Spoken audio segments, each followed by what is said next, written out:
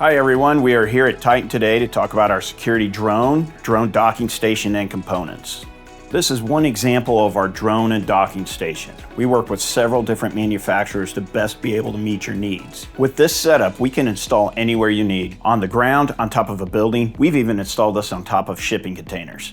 This is the first component of our setup. This rugged steel box will house our AIR unit. It is lockable and weatherproof, basically meaning it's just going to keep everything safe from Mother Nature and from tampering.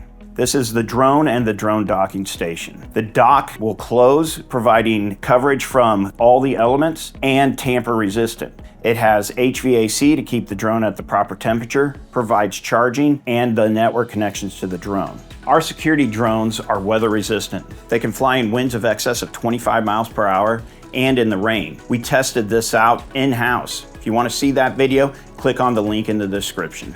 This is our FlightBase AIR module. It serves two main purposes. It gives us AI on the edge for the drones and provides a firewall for our customers, allowing us to work smarter and faster for your business.